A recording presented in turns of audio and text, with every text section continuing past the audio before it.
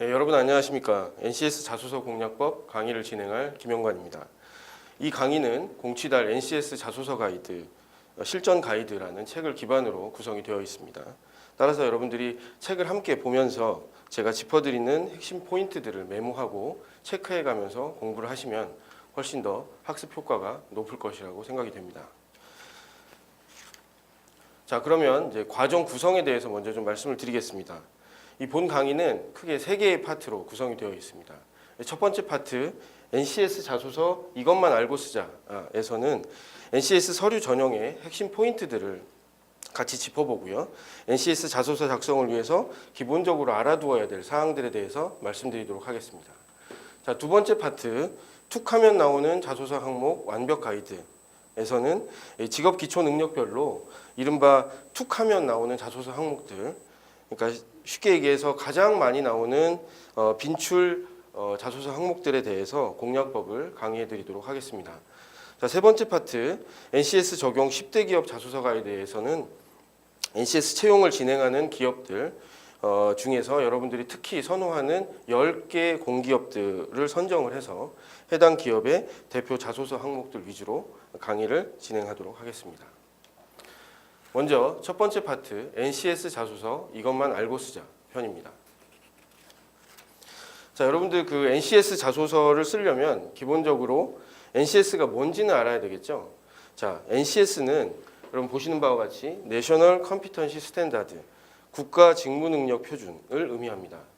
그러니까 쉽게 좀 풀어서 설명을 하자면 직무 수행에 필요한 능력을 국가가 미리 정해준 것이라고 이해를 하시면 되겠습니다. 자, 예를 들면 한전에 송배전 직무가 있다고 하죠. 그러면 송배전 업무를 잘 하려면 이런 지식과 이런 스킬과 이런 태도를 갖추고 있어야 된다라고 미리 정의를 해둔 겁니다. 자, 그럼 NCS를 왜 만들었냐? 기존에 채용을 할 때 학교, 학점, 외국어 같은 스펙들만을 기준으로 선발을 하다 보니까 여러분들 이제 정작 중요한 능력, 그러니까 그 직무를 수행하면서 일을 정말 잘 할 수 있는지 없는지 그 능력을 검증하는 데는 좀 부족하고 그 검증을 이제 소홀히 해왔다는 것이고요. 쓸데없는 스펙 경쟁만 이제 부추겨 온 측면이 있습니다. 따라서 이걸 개선해 보자는 그런 취지에서 국가가 나서서 이 정의해 준 능력 요것만 보고 뽑아라 이렇게 이제 얘기를 한 거죠. 그러면 이제 NCS가 적용이 되면 정말 스펙이 하나도 필요 없는 것이냐? 그러면 그건 아닙니다. 이 스펙을 하는 데 있어서 스펙을 보긴 보되 오버 스펙이 아니라 정말 필요한 스펙만 보겠다는 거죠. 그러니까 노 스펙이 아니라 여러분들 온 스펙이다. 온 스펙 채용을 하고자 하는 것이다. 이렇게 이제 이해를 해두시면 되겠습니다. 자, 그러면 NCS 채용에서는 어떤 능력을 기준으로 지원자를 판단하느냐? 이제 크게 두 가지입니다. 여기 보시는 바와 같이 직업 기초 능력이 하나고요. 두 번째는 이제 직무 수행 능력입니다. 이 직업 기초 능력은 직업인으로서 기본적으로 갖춰야 될 공통 능력인데 이건 국가가 미리 10가지 공통 항목을 정해줬습니다. 자, 그 다음에 직무 수행 능력은 개별 직무에서 요구되는 능력인데 이거는 직무별로 상이할 수밖에 없습니다.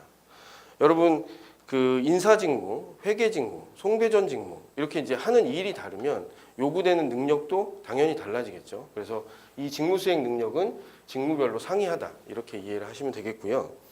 자, 이 중에서 이 직업 기초 능력이 이 신입사원 선발의 주요 선발 기준이기도 하고 여러분들 제가 강의를 드리고 있는 자기소개서가 주로 출제되는 범위이기 때문에 여러분들 특히 이 직업 기초 능력에 대해서 아주 잘 이해를 하고 계셔야 됩니다. 자, 제가 NCS 직업 기초 능력이 총 10가지라고 말씀을 드렸죠. 어떤 능력이 있는지 한번 살펴보겠습니다.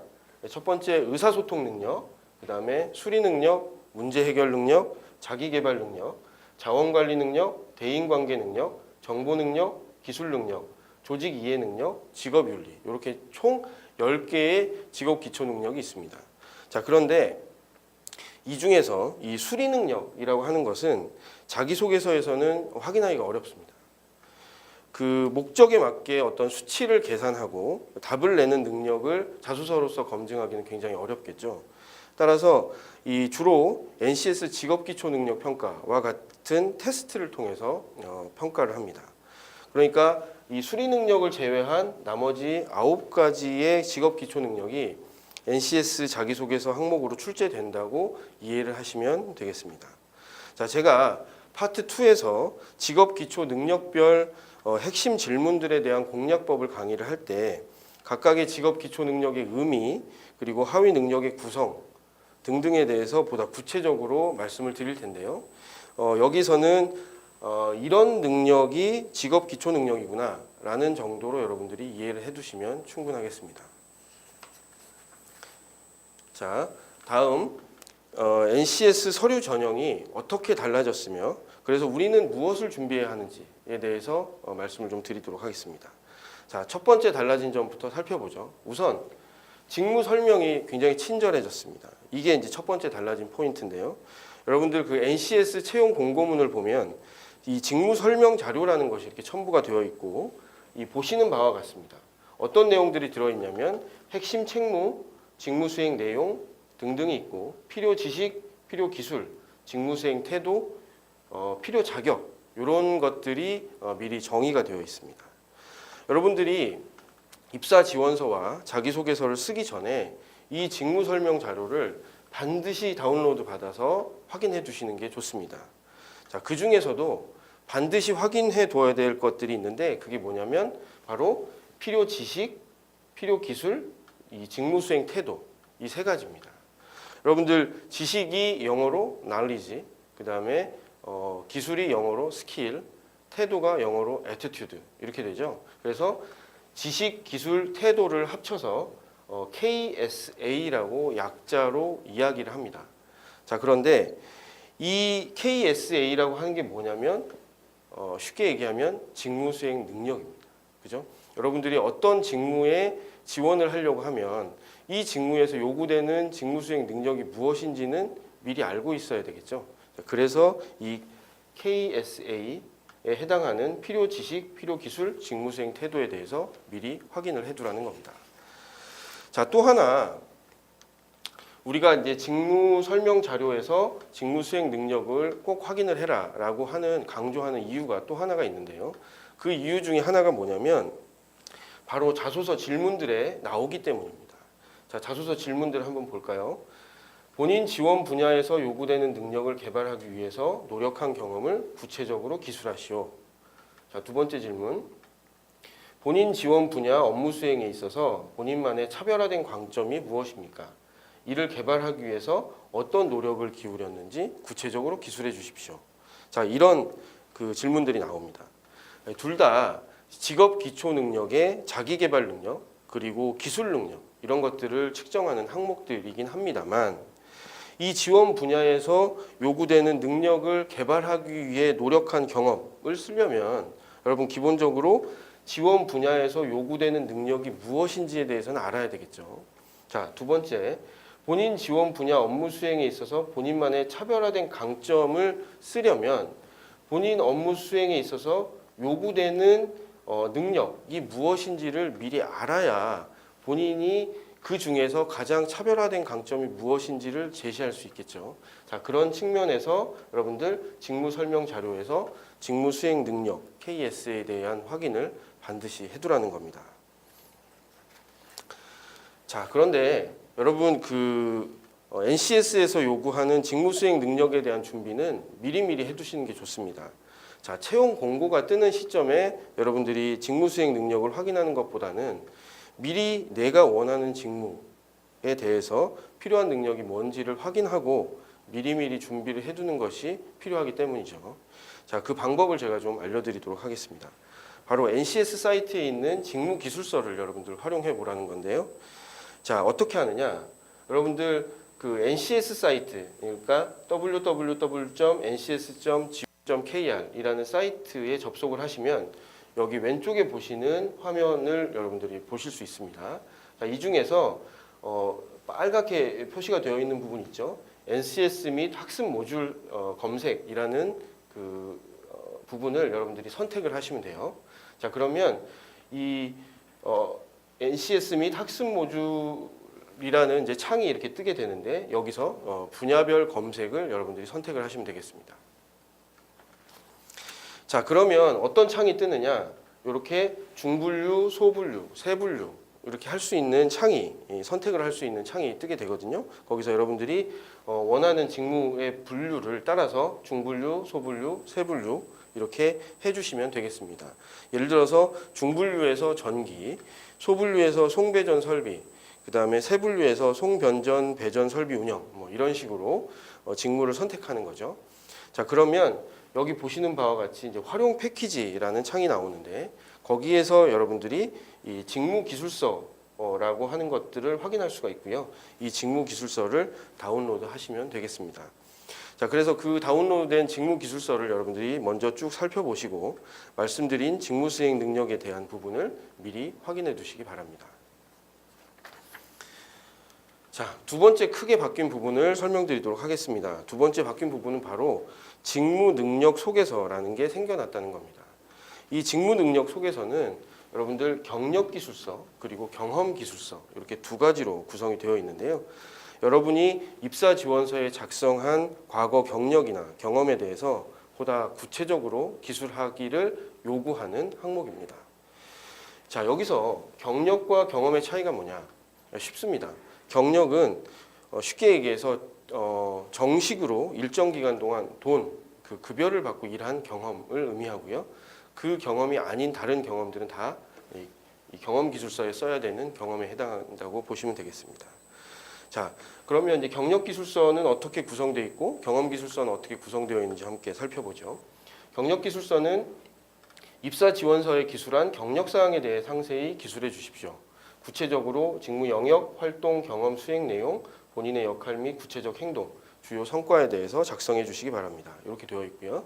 자, 경험 기술서는 입사 지원서에 기술한 직무 관련 기타 활동, 경력이 아닌 다른 기타 활동에 대해서 상세히 기술해 주십시오. 이렇게 요구하고 있습니다.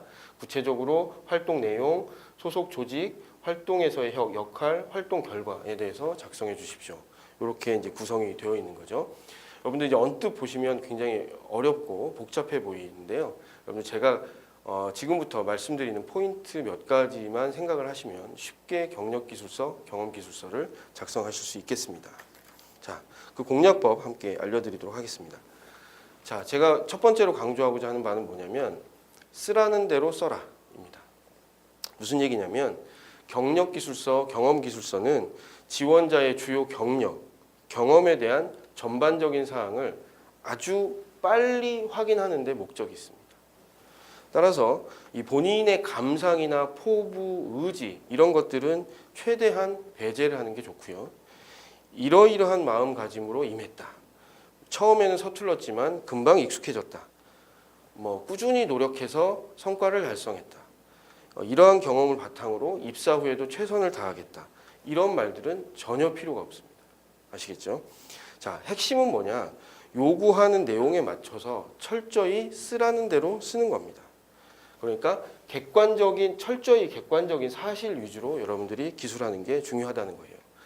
자, 직무 영역, 활동 내용, 본인의 역할, 구체적 행동, 주요 성과에 대해서 쓰라고 하면 딱 거기에 맞춰서 쓰는 게 가장 좋다는 얘기입니다. 아시겠죠? 그러니까 쓸데없는 군더더기 말이나 본인의 감상, 의지, 포부 그런 것들은 최대한 배제하고 팩트 위주로 기술한다. 이렇게 여러분들이 첫 번째 포인트를 이해해 주시면 되겠습니다. 자, 두 번째는 일부가 아닌 전체에 대해서 써라라는 건데요. 제가 자소서 첨삭 지도를 하다 보면 한 20% 정도 되는 학생들이 경력 기술서나 경험 기술서를 작성을 할 때 경력이나 경험 과정 중에 일부 아주 특정한 에피소드 또는 본인이 가장 자랑하고 싶은 그 부분 또는 특정한 경험에 대해서 집중적으로 쓰는 경향이 있습니다. 마치 자소서를 쓰듯이 쓰는 그런 방식이죠. 자, 그런데 이렇게 쓰는 것은 이제 방금 말씀드렸던 것처럼 직무 능력 소개서의 취지에 전혀 부합하지 않는 겁니다. 자, 따라서 어떻게 쓰면 되느냐? 본인의 경력이나 경험의 전체에 대해서 경력, 경험을 전체적으로 포괄할 수 있도록 기술하는 게 중요하다는 겁니다. 자, 그러려면 여러분들이 어떻게 해야 되느냐? 여러분들이 수행한 이 일을 그룹핑을 해보는 게 좋습니다. 자, 예를 들어서 제가 이제 교육 운영 직무를 어떤 경력에서 수행을 했다고 하면 내가 어떤 일을 했는지를 한번 그룹핑을 해보는 거예요. 그랬더니 직무교육 운영이라는 일도 해봤고 교육기획 지원이라는 일도 해봤습니다. 아, 이렇게 두 가지로 크게 분류를 하면 내가 맡았던 그 직무를 어느 정도는 설명할 수 있겠구나라고 생각할 수 있는 단위로 여러분들이 이렇게 분류를 해주시면 경력기술서나 경험기술서를 작성할 때 훨씬 더 수월해집니다. 자, 마지막인데요. 마지막은 최대한 간결하고 건조하게 쓰라는 겁니다. 그러니까 이 경력기술서 쓰고 경험기술서 쓸 때는 여러분들 최대한 글짓기 욕심, 그러니까 스토리라인에 대한 욕심이나 집착은 버리도록 하시는 게 좋습니다. 만약 여러분들이 문장을 구성하는 데 있어서 굉장히 자신이 없다면 이 완결된 문장이 아니어도 됩니다. 그러니까 딱딱 끊어서 어구 형태나 핵심 키워드 중심으로 작성을 해서 하셔도 무방합니다. 자, 그리고 문체도 만연체보다는 간결하고 건조한 문체를 사용하는 게 훨씬 좋습니다. 자, 제가 한번 예를 들어 볼게요. 저는 생산 라인에서 생산하는 기계 부품들에 대해 검수하고 이를 바탕으로 검수 보고서를 매일 작성했습니다. 자, 이렇게 이제 문장으로 길게 썼는데요. 여러분들 경험기술서나 경력기술서에서는 뭐 이렇게 쓸 수 있다면 여러분들이 좋겠습니다만 그렇지 않고 이렇게 아주 짧고 간결한 문체를 사용해서 키워드 형태로 제시를 하는 것도 하나의 방법이 될 수 있습니다. 이걸 좀 줄여볼까요? 자, 이런 거죠. 기계부품 검수 및 일간 검수 보고서 작성. 이렇게 간단하게 요약할 수 있겠네요. 그죠? 여러분들 제가 개인적으로 추천을 드리는 방법은 왼쪽에 있는 방법이 아니라 오른쪽에 있는 것처럼 간결하게 최대한 간결하고 건조하게 쓰는 방식을 이제 추천드립니다. 자, 이렇게 여러분들 이제 오른쪽으로 것처럼 고치니까 어떻습니까? 이제 간결하면서도 무슨 일을 했는지를 단숨에 알 수 있죠. 예, 이렇게 고치는 연습을 여러분들이 해보시기 바랍니다. 자, 이런 식으로 간결하게 건조하게 작성을 하시면 되겠습니다. 자, 그러면 직무능력 소개서 중에 경력기술서를 여러분들 예를 들어서 아주 잘 작성된 경력기술서를 한번 살펴보면서 제가 말씀드린 포인트를 하나하나 여러분들이 이제 다시 리마인드 해보시기 바랍니다. 자, 우선 경력의 기본 정보들, 그러니까 회사명과 부서, 근무기간 이런 것들에 대해서 정확하게 씁니다. 1번 회사명 부서, 무슨 전자의 인력개발부서, 근무기간은 언제에서 언제까지 이렇게 쓰는 거고요. 자, 그 다음에는 직무 영역에 본인이 수행한 업무 영역을 간단히 기술합니다. 저는 교육운영 그리고 교육기획 지원 직무를 맡았습니다. 이렇게 정리를 하는 거죠. 그 다음에는 주요 역할 및 업무 수행 내용에 대해서 기술합니다. 제가 맡았던 주요 역할이 아까 그룹핑을 해본 거에 의하면 직무교육 운영과 교육기획 지원이었죠. 이 두 가지로 그룹핑을 해놓고 세부 행동들을 여러분들 간결하게 기술하는 겁니다. 자, 직무교육 운영은 6개월간 12개의 교육 운영 실무를 맡았는데 월간 교육 운영 계획을 수립하고 직렬 계층별 직무교육 준비를 했다. 이렇게 이제 간단하게 키워드 중심으로 기술을 했고요. 자, 교육기획 지원 파트에 있어서는 전 직원 대상 교육 니즈를 조사하고 결과를 분석하는 일, 그리고 타 기관 교육 체계도 및 교육과정 벤치마킹 등등을 수행했다는 것을 아주 간단하게 드러낼 수가 있겠죠. 자, 마지막으로 업무 성과에 대해서 기술합니다. 업무 성과는 가급적이면 정량적이고 구체적으로 기술을 해서 이 지원자가 업무를 성공적으로 수행을 했구나 라는 것을 알 수 있게 해주는 게 중요합니다. 자, 보시면 하반기 교육운영 목표 달성, 교육운영 건수 12개 모두 다 잘 수행을 했고 기한도 준수를 했어요. 그리고 월간 교육 스케줄 및 교육운영 결과 보고서도 작성 완료를 했고 기한 100% 준수를 했습니다. 그리고 교육체계 개선안 및 차년도 교육계획 안에서 경영진 승인을 얻었음. 이게 이제 여러분들 해당 직무를 수행하면서의 업무 성과라고 할 수가 있겠고요. 이 업무 성과에서 여러분들 더 추가할 수 있는 부분은 뭐냐면 이렇게 개별 교육 프로그램 운영 능력 그리고 문제 발생 시 대응 능력을 배양하였음과 같이 본인이 이 경험을 통해서 이 업무를 통해서 습득한 능력을 덧붙여 주는 것도 좋습니다. 자, 여기까지 직무능력 속에서 작성법 그리고 직무능력 속에서 공략법에 대해서 함께 알아봤습니다. 자, NCS 서류 전형에서 이제 세 번째로 바뀐 부분이자 가장 중요한 포인트가 되겠는데요. 가장 많이 달라진 것은 뭐냐면 자기소개서입니다. 자, 이 자기소개서 NCS 자기소개서에 달라진 포인트가 이제 크게 두 가지 포인트가 있는데 이 점을 좀 말씀을 드리겠습니다. 먼저 철저히 직업 기초 능력 평가에 초점을 맞췄다는 겁니다. 그래서 NCS 직업 기초 능력에 기반을 해서 질문을 생성한다는 의미가 되겠습니다. 제가 이제 NCS 직업 기초 능력 10개 중에 자기소개서에서 출제되는 영역이 9개 항목이라고 했죠. 그 9개 항목에 기반을 해서 질문이 생성이 됩니다. 대인관계 능력을 측정하고 싶으면 대인관계 능력, 자원관리 능력을 측정하고 싶으면 자원관리 능력에 대한 질문이 출제가 되는 거죠. 자, 두 번째 또 하나의 큰 특징은 뭐냐면 바로 경험 기반 질문으로 많이 출제가 된다는 겁니다. 그래서 경험 기반 질문 위주로 구성이 된다라는 의미가 되겠는데요. 이것은 과거 특정 상황에서의 경험을 질문한다는 의미가 되겠습니다. 함께 보실까요? 자, 대인관계 능력을 측정하고 싶다고 하면 귀하가 속한 조직 및 집단에서 구성원들과 갈등이 발생을 했을 때 이를 극복했던 구체적인 경험과 자신의 행동 및 결과 등을 기술해 주십시오. 이런 식으로 대인관계 능력을 발휘했을 법한 과거의 경험을 물어보는 겁니다. 이걸 통해서 이제 미래를 예측한다는 거고요. 자원관리 능력을 측정하고 싶다고 하면 자, 한정된 시간적, 물적, 인적 자원을 효과적으로 활용을 해서 목표를 달성한 경험을 기술해 주십시오. 이런 식으로 과거 경험을 묻는 질문이 나온다는 겁니다. 자, 그러면 왜 이렇게 경험형 질문을 많이 하느냐?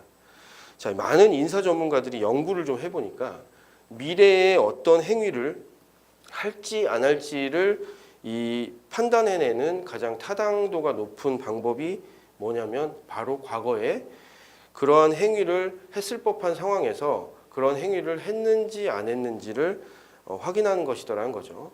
그래서 예를 들어서 입사 후에 팀워크를 발휘할 사람인지를 알고 싶다면 과거에 유사한 상황에서 팀워크를 발휘한 경험을 기술하시오. 이런 식으로 자소서 항목이 출제된다는 겁니다. 이해되시죠? 자, 그러면 이렇게 이제 많은 비중을 차지하고 있는 경험 기반 자기소개서를 공략하기 위한 방법들을 몇 가지 좀 알아보도록 하겠습니다. 자, 첫 번째는 이제 매력적인 소재를 찾으라는 겁니다. 자, 여러분들 이제 결국 경험형 자소서 항목은 소재가 핵심이고요. 결국 소재 싸움이라고 할 수 있습니다. 그래서 이 매력적인 소재를 찾는 게 굉장히 중요한데요. 자, 그렇다고 해서 거창한 소재, 그러니까 남들이 정말 안 해봤을 만한 아주 거창한 소재만 찾을 필요는 없습니다. 여러분들 중요한 건 뭐냐면 아주 사소한 소재라 하더라도 평가 기준에 최대한 부합한 소재를 찾는 게 중요하다는 겁니다. 자, 여러분들 왜 그러냐면 그 자소서 항목마다 평가 기준이 미리 설정되어 있기 때문에 그 평가 기준에 최대한 부합한 소재를 제시를 해야 평가위원들로부터 좋은 점수를 받을 수 있습니다. 그래서 여러분들 평가 기준에 최대한 부합한 소재를 찾아서 쓰라고 하는 겁니다. 자, 그러면 그 평가 기준이 바로 뭐냐? 자, NCS에서는 이 직업 기초 능력별로 이런 행동을 해라, 이런 생각을 해라 라는 내용을 구체적으로 정리를 해두었습니다. 자, 그래서 대부분의 기업들이 바로 그렇게 NCS에서 정리된 내용들을 바탕으로 자소서 평가 기준을 만듭니다. 따라서 여러분들이 뭘 매력적인 소재를 찾으려면 어떻게 해야 되느냐? 일단 질문의 의도를 파악을 해야 되겠죠. 질문의 의도를. 그리고 더불어서 자소서 항목에 해당하는 NCS 직업기초 능력에서 요구되는 그런 행동과 사고 방식들이 뭔지를 확인하는 겁니다. 자, 그래서 최대한 이것들에 부합하는 소재를 찾는 것도 중요하고요. 그 다음에 이것들을 자소서 내용에 반영하는 것도 중요하다고 할 수 있겠습니다. 자, 예를 들어 한번 보죠.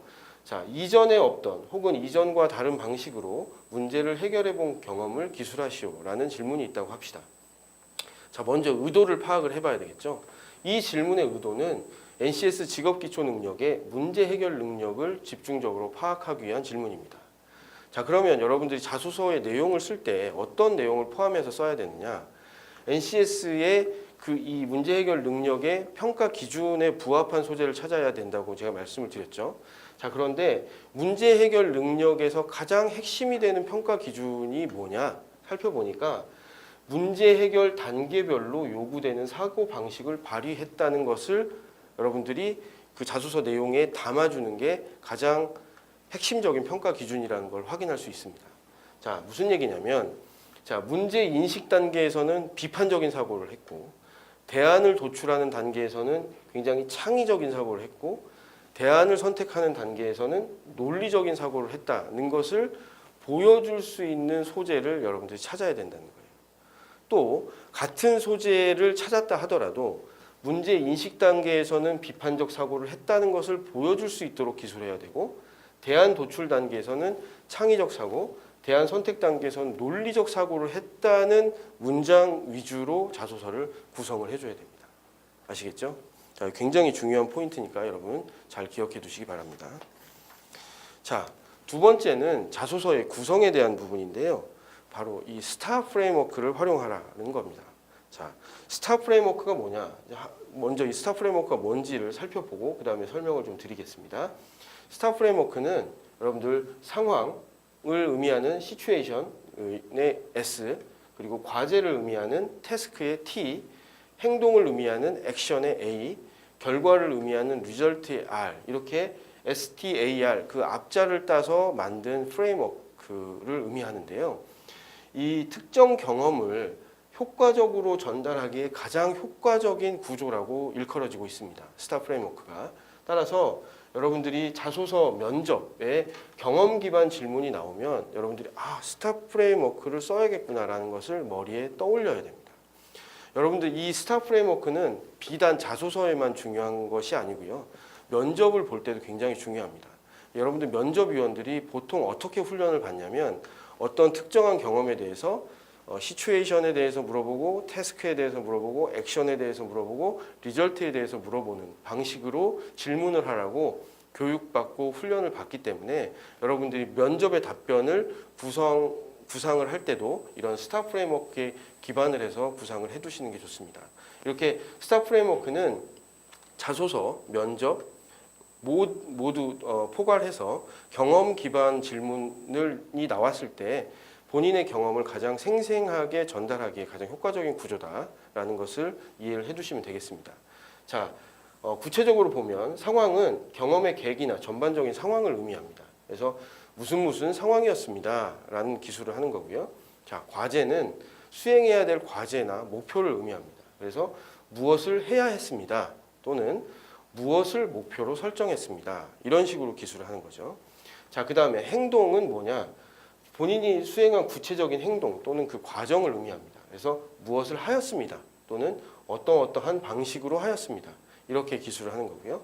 결과는 이 행위의 최종적인 결과, 성과와 이걸 통해서 배운 점 또는 느낀 점 이런 것들을 기술하는 겁니다. 어떤 성과를 이루었습니다. 또는 무엇을 배웠습니다. 무엇을 느꼈습니다. 이렇게 기술을 하는 거죠. 자, 여러분들 경험 기반 자기소개서를 쓸 때 자소서 구조는 이 스타 프레임워크를 활용하라. 이 부분을 굉장히 중요한 부분이니까 꼭 기억해 두시기 바랍니다. 자, 다음 세 번째 마지막인데요.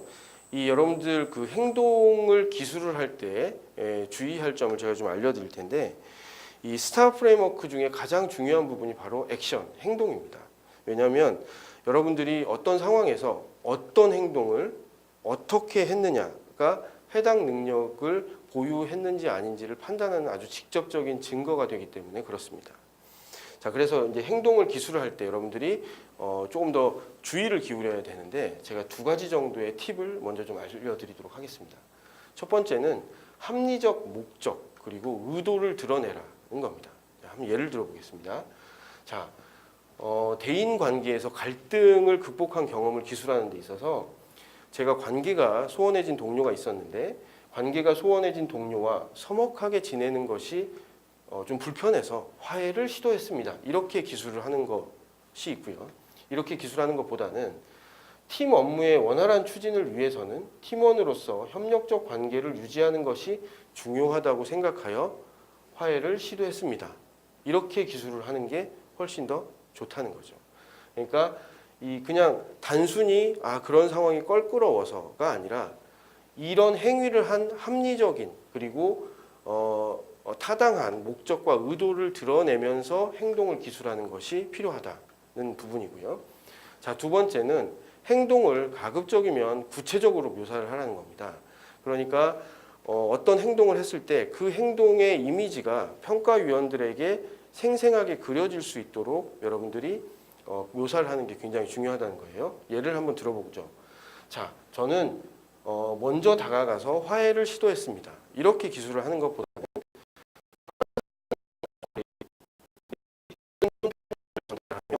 대화를 시도했습니다.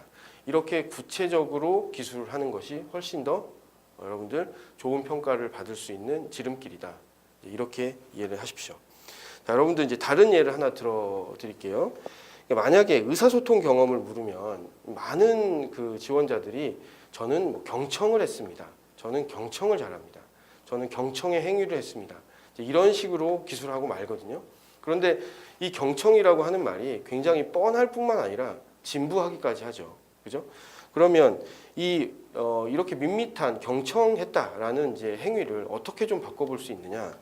자, 저는 그 사람이 하는 말을 잘 듣고 중요한 사항들을 꼼꼼히 메모했습니다. 이런 식으로 하면 어떻습니까? 보다 생생한 행동이 좀 떠오르죠. 이런 식으로 여러분 그냥 간단하게 경청했다 또는 뭐 먼저 다가갔다 이런 추상적인 단어를 쓰지 말고 구체적인 행위를 기술을 하는 것이 좋겠다는 부분입니다. 그리고 이렇게 해야만 지원자의 독특한 행위를 드러내고 평가받는데 유리하다 이런 말씀을 드리고 싶습니다. 자, 그러면 이 적합한 소재 선택 그리고 스타 프레임워크를 활용해서 작성한 실제 경험형 자소서의 틀에 대한 예시를 한번 살펴보죠. 자, 이전에 없던 혹은 이전과 다른 방식으로 문제를 해결해 본 경험에 대해서 기술하라, 기술해 주십시오. 이런 질문이 주어졌다고 하시죠. 자, 앞서 이야기했듯이 문제 해결 능력을 평가하는 질문이고 핵심은 문제 해결 단계별로 요구되는 사고를 했음을 보여주는 것이라고 했죠. 자, 그래서 이 지원자는 패밀리 레스토랑의 피크 시간대 대기 시간이 증가함에 따라서 고객 불만이 늘어나고 매출이 손해보는 상황에서 본인만의 번뜩이는 아이디어로 이 문제를 해결한 그런 경험을 제시를 했습니다. 자, 내용을 보니까 상황은 피크 시간대 대기 시간이 증가해서 매출에 손해를 보는 상황이었습니다. 이렇게 이제 기술을 했고요. 자, 이 사람이 이제 그러면 내가 무슨 일을 해야 되는지 그 과제 그리고 그 목표에 대한 부분을 기술을 할 때 현재의 방법이 최선일까에 대해서 고민을 하고 새로운 방법을 찾기로 결심했습니다. 이제 이렇게 기술을 했네요. 자, 이 과제에 대한 기술에서 어떤 부분이 드러나 있습니까? 예, 바로 비판적 사고가 드러나 있죠. 문제 해결 능력의 문제 인식 단계에서 중요하다고 말씀드렸던 비판적 사고가 이렇게 잘 드러나 있습니다. 자, 그다음에 실제 행동을 보니까 아래 위층 가게와 연계해서 그 대기 손님에게 대해서 위층 PC방 이용 쿠폰을 무료로 제공하는 아이디어를 도출했습니다. 그리고 메뉴별 조리 방식을 재료별 조리 방식으로 바꿔서 요리 시간을 단축하는 아이디어를 냈습니다. 자, 이런 아이디어들을 통해서 어떤 것을 강조했습니까? 바로 창의적 사고를 강조했죠. 자, 그리고 이 예상 효과를 고려해서 가장 적절한 대안을 선택했습니다. 자, 여기서는 무엇이 드러났습니까? 바로 논리적 사고가 드러났죠. 자, 그리고 결과에 대해서 자, 이런 아이디어를 적용을 해보니까 대기 시간이 약 15% 정도 감소했습니다. 이렇게 기술을 했습니다. 자, 여기 보시면 과제 행동에 각 단계별로 문제 해결 단계별로 비판적 사고, 창의적 사고, 논리적 사고가 아주 잘 드러나도록 기술이 돼 있죠. 자, 이렇게 각 문제 해결 단계별로 요구되는 그 사고 능력을 잘 기술을 하면 어떻겠습니까? 평가위원들이 내가 평가하고자 하는 평가 기준에 부합하는 자소서를 썼구나, 부합하는 경험이구나 이렇게 판단을 하기 때문에 훨씬 높은 점수를 받는 자소서가 될 수 있다는 거죠. 여러분들 아시겠죠? 자, 마지막으로 지금까지 파트 1에서 배운 내용들을 간단히 랩업해 보면서 이 시간 마무리하도록 하겠습니다. 자, 우선 직무 설명 자료와 NCS 직무 기술서를 통해서 이 직무 수행 능력을 여러분들 사전에 반드시 확인을 해둬라. 이 포인트를 말씀을 드렸고요. 자, 두 번째 직무 능력 속에서, 그러니까 경력 기술서와 경험 기술서를 작성할 때는 쓰라는 대로 쓴다. 일부가 아닌 전체에 대해 쓴다. 최대한 간결하고 건조하게 작성한다. 이 포인트를 여러분 기억해 두시기 바랍니다.